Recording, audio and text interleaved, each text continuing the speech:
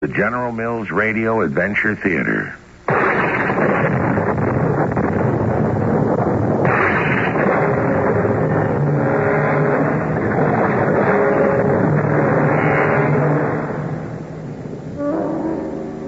This is Tom Bosley, and once again it's time to join the wonderful world of your imagination through the magic of radio.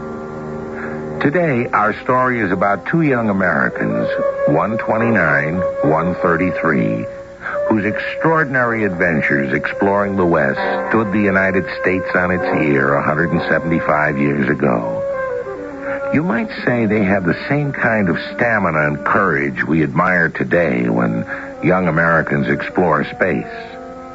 The president who gave the go-ahead was Thomas Jefferson. The men who went were an Army captain, Meriwether Lewis, and an ex-frontier soldier, William Clark. Together, they opened up the West. They traveled over 3,000 miles from St. Louis to the Pacific Ocean and back. And no one had ever done that before.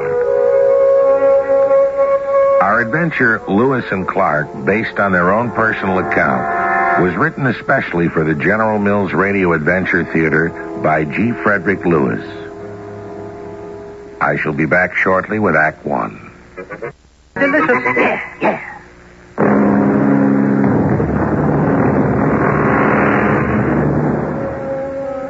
Imagine half of the United States, the western half, unknown and practically uncharted. Yet that was the case when Thomas Jefferson sent out Lewis and Clark to discover whether Americans could plow and harvest that land, fish and hunt and live there. Before they could get started, they had to train 24 men and provision the 3 boats which would take them up the Missouri River on the first leg of their journey to the unknown. Captain Lewis, we are all met. Thank you, Captain Clark. Men, we are shortly to embark upon a mission for President Jefferson. One of exploration, deprivation, hardship. You will serve this country not if you die for her. It is only by living, helping one another to cross unfamiliar territory, lands, lakes, rivers, defending ourselves against the weather or enemy, and returning to St. Louis, that our mission will have been accomplished. Captain Clark will detail your duties. Those of you who have families, make your farewells. Let us put our faith in God and go forward. Company, dismiss! Captain Lewis, I'm not sure half these men will last 100 miles. There's no one within earshot, Bill. You can skip the captain. Well, I was going to say, Lou, more than half are volunteers. Which ones? Well, the 9 from Kentucky, who happen to be the youngest. They'll stand up. Who else? 14 regular Army, and the new man, George. I can't pronounce his name. The one who understands Indian Sign Language. That's Drouillard, George Drouillard. Oh. We were fortunate to get him. Well, he arrived last night. I want to meet him. Then there are the watermen for the boats and half dozen soldiers and a sergeant to come along with us on the first leg upriver. Good. I'd like them to be ready to give us a hand loading the boat. Well, I hope they know how to fight. Come now, Bill, we're traveling like traitors. Fight and attack? Why, is it possible? Not possible, Lou. Probably. Look, I'll make you a small wager. Not only are the recruits that you've got better than you give them credit for, but I'll bet you we don't lose one man to an Indian bullet. Why a small wager? My gold watch against yours. I can see you don't think you'll need to know the time after we return. Why not? I'll have 2 watches to consult. All right. Well, you just remember that you insisted. Well, here's my hand on it. Right. Come, let's check the supplies. Seems to me every time I come back to the storehouse, another couple of bales have been added. Oh, who's that? Well, the very man you wanted to meet. George? Oh, just checking the gifts for the Indians. Good morning, sir. George, I'd like you to meet Captain Clark. We're running the show together. This is George Drouillard, our interpreter. Oh, heard about you. Meet you? A pleasure. We came over to check stores. The quartermaster tells me he started with 7 bales and 1 box. The usual clothing, flints, powder, ball, and so on. Mm-hmm. Then I believe Captain Lewis ordered everything split up. Some of each item in each bale, so if one supply went overboard, we would not be caught short. How are the presents for the Indians? Satisfactory? Oh, more than enough. 14 bales and a box. So what kind of things appeal most? Let me show you, Captain. Take this box. For the chiefs, there's an assortment of ornate coats, the velvet, and those silk ones. They like those. Right. Quite a lot of artillery corps dress uniforms. They like the heavy lace on them. We're over here now. In this bale, there are the smaller items. You can see them. It's still being packed. Right. Buttons, medals, flags, knives. I understand everything's been checked over, tested. The whiskey, too? Oh, well, I would not know about that, sir. Just took over today. Then, of course, tobacco. George, let's double the amount of tobacco. Excellent idea. Tobacco has this kind of symbolism for them. Pipe of peace and so on. Have we an adequate supply of mirrors and handkerchiefs? I remember when I was a militiaman in Pennsylvania, how those Mohawks loved mirrors and handkerchiefs.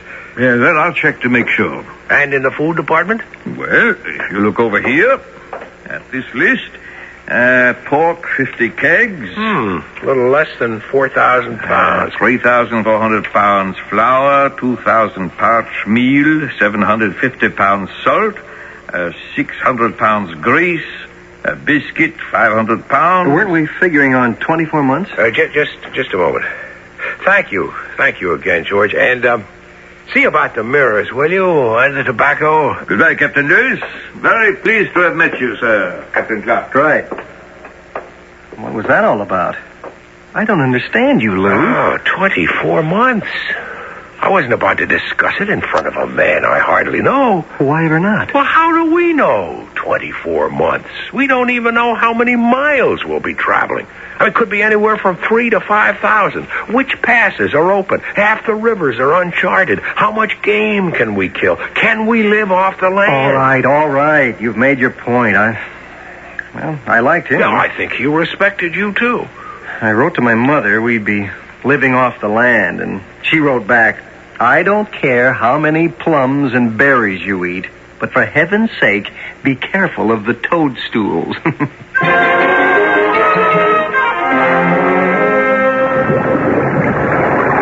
Lou, made how many yesterday? 18 miles is close enough. Anyone who can draw a map upon his knees, as you can't, Bill, deserves the Medal of Honor. 18, huh? Well, that's what we're holding to each day, give or take a mile. Yeah, with the wind in our backs. But wait, it's only been a month. Captain Lewis! Turbulence ahead! Turbulence, I better see. Shall I come? Now, Bill, you're keeping the log and all records. That's your job. Mine is keeping us out of trouble. The devil's race ground.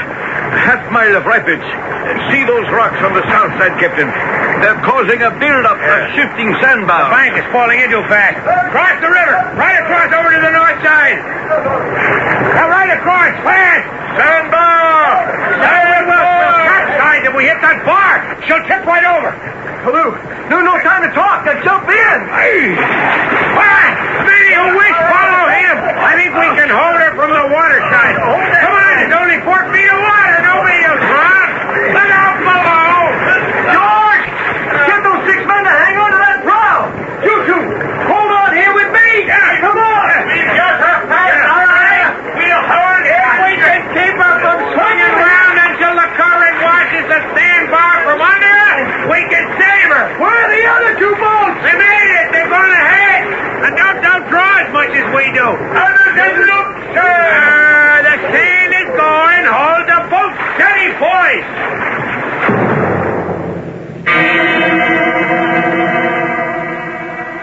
I am keeping this journal because the president wants a day-by-day account of what we see and what happens to us. Our boat would certainly have capsized had not everyone aboard leaped into the water and, with the aid of all hands, kept her righted, the waves dashing over her for the space of 40 minutes. It was touch and go. The morning of the 4th of July, was announced by the discharge of our gun. We celebrated in the evening with another shot. And an extra gill of whiskey for the men. And so to bed in our tents.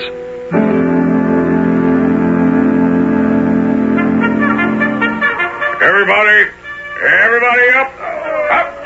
Everybody. Another day, another 20 miles. Morning, Sergeant Ordway.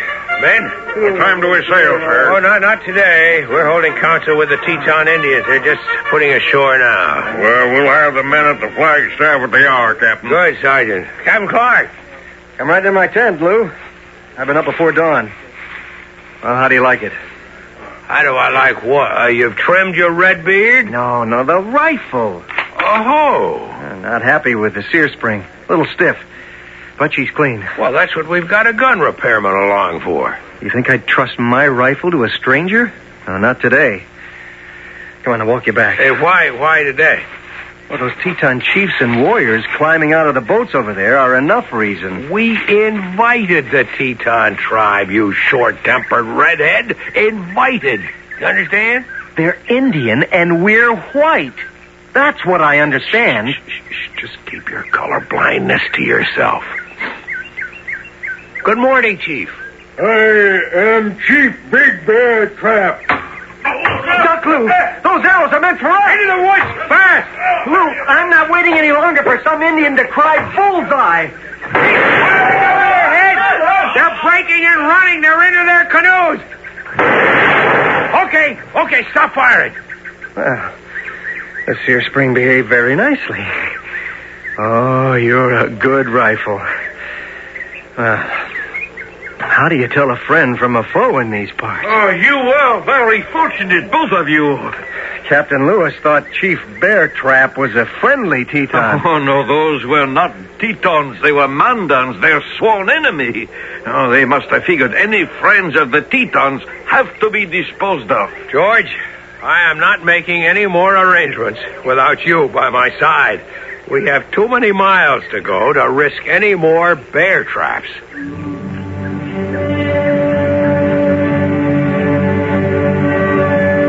Congress had appropriated $2,500 for the entire expedition. It was a lot even for those days. What, of course, Congress didn't buy and could never have paid for were those courageous men and one woman who followed Lewis and Clark to the Pacific and back in an adventure never surpassed, never even equaled. Yes, one woman. How she came to join the exploration we shall learn about when I return in a moment with a second chapter. The General Mills Radio Adventure Theater will return shortly. City Station, New York. And good luck.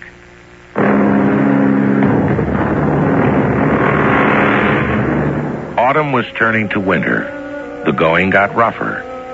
Yet Sergeant John Ordway wrote home to his folks. I'm so happy to be one of them picked men. We expect to be gone 18 months or 2 years. We're to receive a great reward for this expedition of $15 a month and at least 400 acres of first-rate land if we make great discoveries. The United States has promised to make us great rewards, but I expect no greater than to live this life with these men. I'll write again next winter if I have a chance. Journal entry, Wednesday, November 12th. Early this morning, we encamped in 2 cabins just above a small creek. Snow is on the ground. The cold season is upon us. A flannel shirt was given to each man and fresh gunpowder to those who required it. Captain Clark! Captain Clark! Come in, quickly, and shut the door behind you. Captain Clark, this is Sacagawea of the Shoshone Indian tribe. Sacagawea. Yes, you're a woman. I am. My husband is Tuiso Charbonneau. What are you carrying on your back? A papoose. My baby son, Jean-Baptiste. George, is this a social call or what? Charbonneau is French, but he is the finest Indian interpreter for 5,000 miles. He's next door talking to Captain Lewis. I hope we can take him. Well, isn't that your job, George? Oh, he speaks the languages. I can only make myself understood with my hands. Besides, there's plenty for the two of us. And I'm a better hunter than he is. I speak all Indian tongues as well. Oh, that's fine. Sacagawea, I'm glad to have met you and the Captain baby. Clark, if we want Charbonneau, we will have to take his wife and the baby also. Oh, we do we? Well, we'll see about that.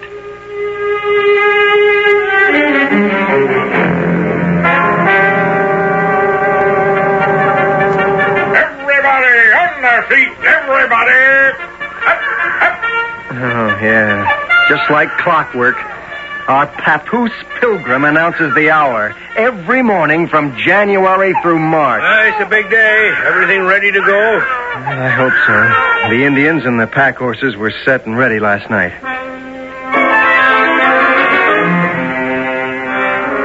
Mile after mile, hacking a trail through forests and across rivers and lakes, then portaging across land, then back to the rivers, traveling by water.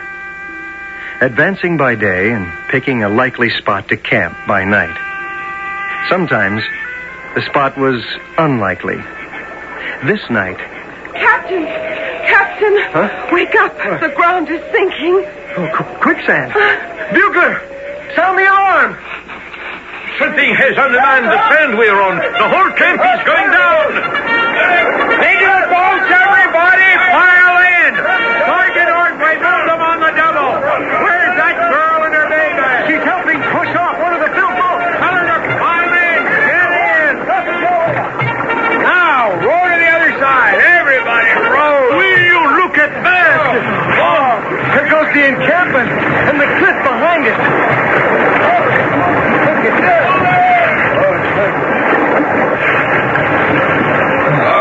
Sacagawea, I want to thank you for giving the alarm. I am proud to serve at the side of my husband and the captains.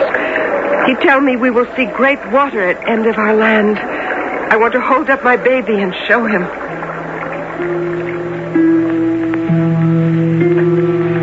Fruits and vegetables are lacking. As we have our potato, turnip, radish, parsnip, onion. The Indian has his kamas, cowsy roots, wild onion, shanatawi, and wapatu. Wapatu roots are the most valuable, the best tasting, and never out of season. George and I take leave of the camp today to forage, and with any fortune, meet up with a tribe that would trade with us. If they have any wapatu roots, I'd sure be glad to get them. Well, here goes. How, Chief? How? He's not talking. Mm-hmm. That is a friendly beginning. Tell him we need wapatu for our men. We have walked 5 miles. We'll give him articles he wants in return, whatever he would like. Yes, well, we'd better show him what we have brought. Mirrors, a cocked hat, medals. This one with President Jefferson's face. Do you think he understands me? I think so.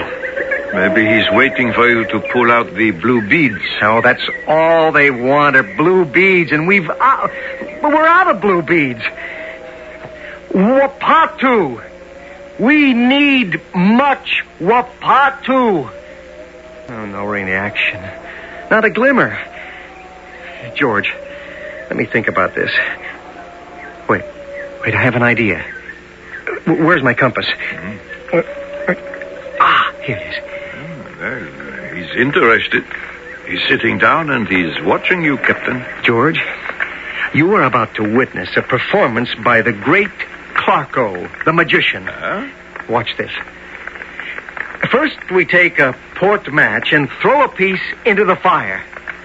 Now, my pocket compass. Nothing up my sleeve, huh? Now, face the compass toward our Indian friend and... Look, the magnetic needle is spinning. That's fantastic. How did you do that? Tricks of the trade. We magicians never divulge our secrets. Look at him. He can't take his eyes from the compass. Oh! fuego! He does not like the way that hot match flared up into a hot flame. He does not like that at all. Hungry men, me and you, bring them plenty wapatu. They're getting something for the chief. Oh, big bags of tuntel. I think he's saying put out bad fire. Fellow Americans, your offering of wapatu pleases the great Clarko. Now, watch the compass. Keep your eye on the spinning needle.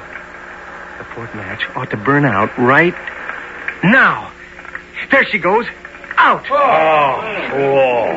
See, one and all, the compass has come to rest. All is well. That's famous. Yes, how did you get it to spin like that? I've got a little inkhorn here, and I palmed it. Makes the needle spin. Come on, let's be off. We camped after a disagreeable day's march of only 11 miles in 18 hours. The hills are high and rocky, and the paths treacherous. We almost lost a burro, but yanked it back in time. There is much fatigue and hunger. It is raining, and the men lay down and sleep, wet, hungry, and cold. Captain Clark? Captain, I find tribesmen. He have food, venison. I'll bring him inside the tent. Yes, good. What does he want for it? Tiakomosak. Blue beads. Oh, blue beads, blue beads, blue beads! Won't he take anything else? Look, my friend, we are starving. My men need meat. Oh, all right, Sacagawea. And he looks like he wants to go. I see Sacagawea outside talking to a new Indian. A new Indian with the old tricks. I couldn't bargain with him. Yes, Sacagawea. What do you bring? Don't tell me. He give me all this venison for the men. What did you give him? No, he take nothing. He say white man should hunger no more than red man. He say we all walk the same earth. We all sleep under the same sky.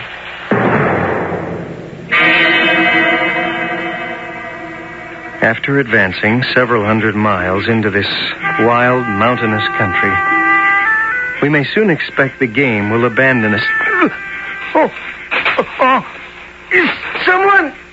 Help! Captain Clark? Help me! Captain Clark! Oh. Captain Lewis! Captain Clark is on the ground. Oh, what's the matter, Bill? What is it? I've got this terrible pain all over. You've been doling out medicine for the men and Indians. You probably picked up something yourself. I'll get you up on your cot. Sacagawea, see if you can find an extra blanket somewhere. You have to finish today's report in the journal for me. Will you? Not now, Bill. Where do you keep the Russia's pills? Here, let me feel you for it. Oh, you have got one fever. Don't pull away. Well, what are you doing with that pistol? You listen to me. Take that pen and my inkhorn and write. Where was I? Now, let me see. May soon expect the game will abandon us. Yeah, with no information of the route. Mm-hmm. We may be unable to find a passage across the mountains. Yeah. Our chief dependence is... Yes. meeting some tribes from whom we may procure horses. Horses. Can I add something? You always do. If any nation of Indians can live in the mountains, we can also. Here is blanket. How is Captain? Is all right? Captain is all tired out. Captain does not take care of himself. He is good doctor for us all, but not good for himself. But now, Captain sleeps.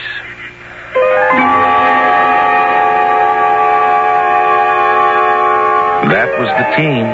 When Meriwether Lewis was not taking care of William Clark, Clark was watching over Lewis. Clark was sick now, but in a month he would be extracting a bullet from Lewis's leg. For 2 years and more, this little band was absent from what we call civilization, trying to live off the land, dealing with dysentery, snake bites, exhaustion, and disappointment. Incredible, miraculous. And there are more terrifying adventures in store for them, which you will hear when I return in a moment with the third chapter taken from the original journal. The General Mills Radio Adventure Theater will return shortly.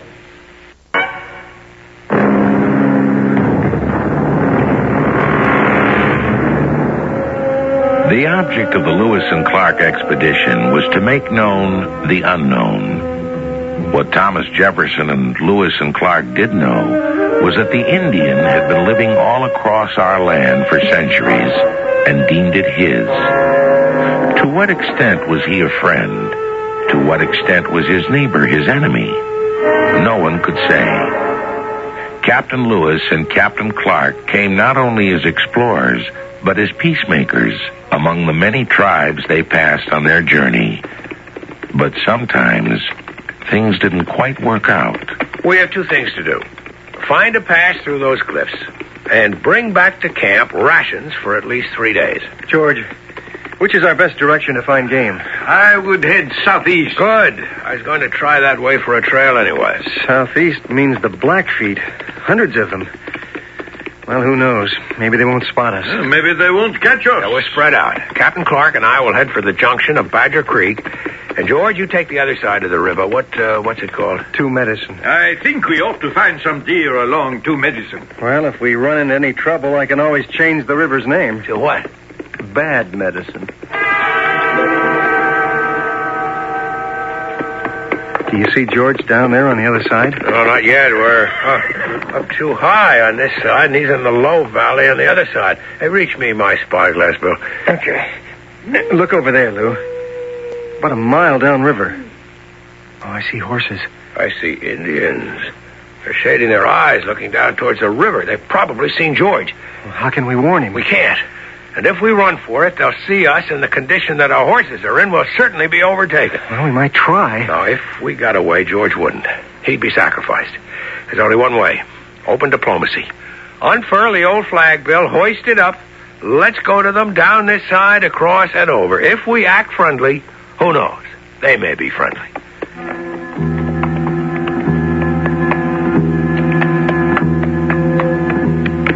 We're close enough now. Off we get. And then we'll walk to them. Slowly. Slowly. Put out your left hand to them, like I am. Now, come on, extend it. I recognize the headdress. I think we're making a mistake. I haven't got a free hand to draw with. That's the last thing we want to show. A hand on a gun. I feel awfully foolish. One hand holding a flag and the other extended. Who are they? Minataris from Fort Prairie. Lou, they're not moving. Well, that's something. That's nothing. The best we can hope for is that they rob us. How? I am Captain Lewis. This is Captain Clark. We are riding through your country to the west. Our camp is 10 miles back. Our men have little food, and we look for game. How?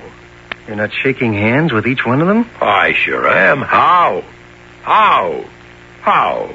And you better do the same, Bill. How? How? How? How? How? How?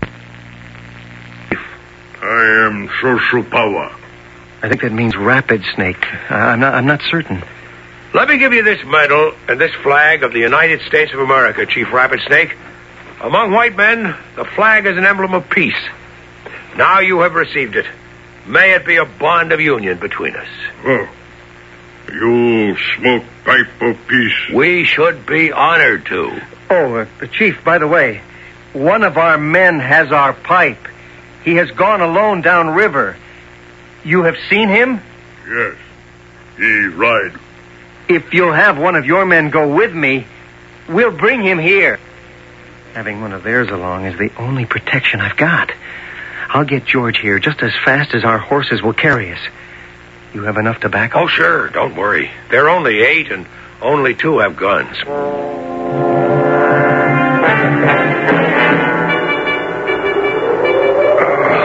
I am bushed. A tent with a straw floor never felt so good to me. Captain, both of you, I did not thank you near enough for saving my life today. Your turn next, George. 2 o'clock in the morning. I thought they'd never bank the campfire. Some power. We must have smoked 10 pipefuls since sundown. I think they are scared of you, Captain. That's what kept them so reasonable. Whatever it is, I want to keep their hands off our horses and our guns. And our scalps. One of us better stand guard tonight. All right. Okay. 3 straws. Into the hat. Now, whoever draws the short straw stands watch. George, you go first. Me? Now you, Lou. And 1 for me. Guess what, gentlemen? It's my watch. And I'll get myself outside the tent. Pleasant dreams.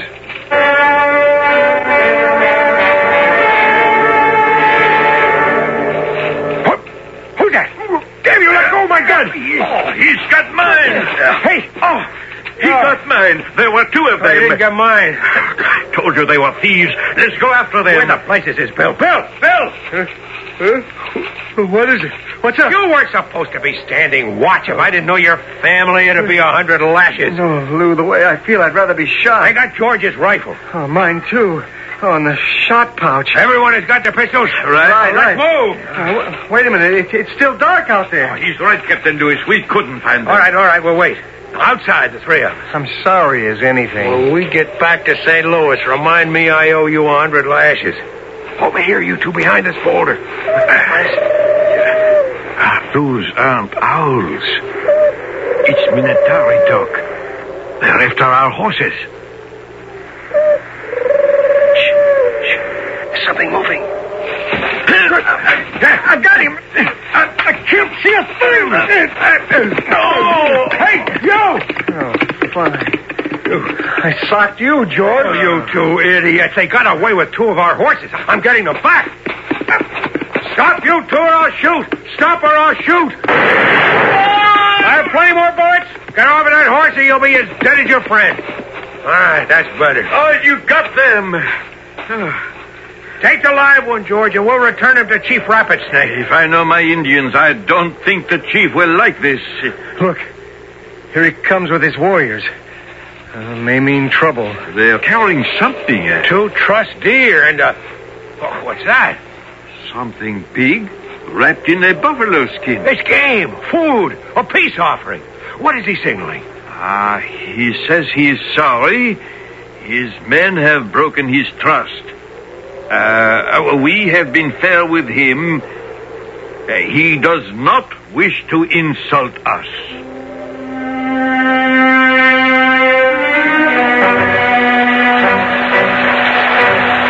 President Jefferson wanted 3 copies of all our records. Now, I better have the carpenter make a special box for the journals and all the records that you're keeping. And make it waterproof somehow. Lou, read from the president's list, will you? Yeah. Latitude and longitude of all remarkable points. Check. Names of Indian nations. Check. Languages, traditions. Check. Diseases, prevalent animals, minerals, climate. And I've taken daily readings, rainfall, snowfall, got all that. All right. I was just putting down our route from the Missouri Falls across the Rockies. We had 200 miles of pretty good road, then 140 of terrible, impassable mountains. Which we managed to pass through. 60 miles of which were covered with 2 to 8 feet of snow until June. I'm going to tell the sergeant to select the men for the first contingent to see the Pacific. You keep dry, Bill.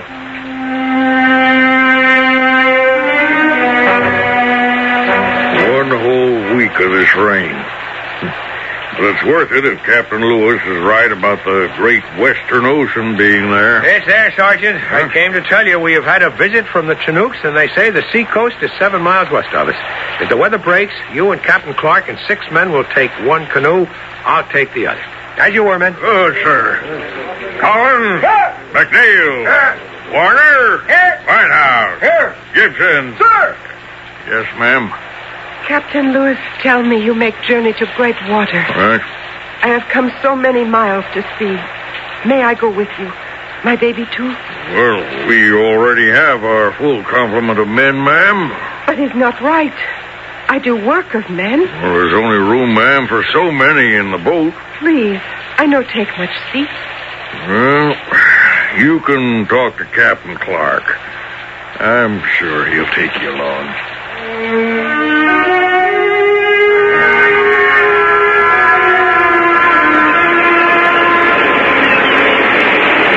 Great heavens. What? This is the ocean. The great Western Ocean. We are here! I've never seen such immense waves. Captain Clark, that woman guide Sacagawea, she's on her knees. Yes, I see. She's happy. And her baby is sitting throwing stones in the ocean. Are we going to remain here, sir? Well, you can do what you like, Sergeant. As for me, I'm also getting on my knees and thanking God. Yes, sir. So, you saw it before I did. Beautiful place to spend the winter.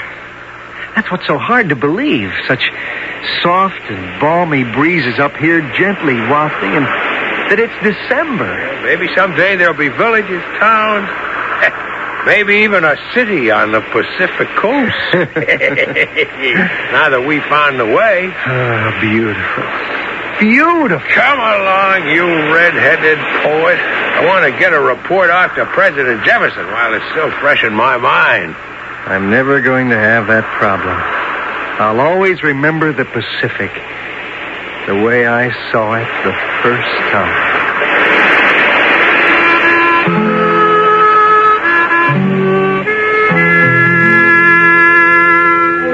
In December 1805, Meriwether Lewis and William Clark reached their objective. By August 1806, they had returned home. Not one member of their expedition lost. Clark gave his gold watch to Lewis to pay off his bet. They had done their job, surmounted obstacles, and come home with a host of memories and over 1 million written words. The last entry in their journal is, "We arrived at St. Louis at 12 o'clock, and having fired a salute, went on shore and received the heartiest and most hospitable welcome from the whole village."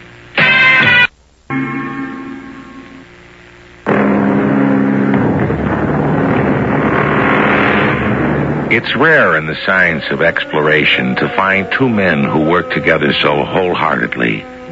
Lewis and Clark. Their discoveries are legion. The first to record mountains, rivers, forests, even the first Americans to see a grizzly bear. To the Pacific and back, they showed the way. Today, miles of railroad pass along their trails. But not only did they make Thomas Jefferson's dream come true, explore, take notes, suffer starvation, keep going, they made friends. They made peace wherever they could between Indian nations. Perhaps they were among the first Americans to chart the paths of friendship right here among peoples. If so, blessed were they, Lewis and Clark, the peacemakers. If you missed the details on how to enter...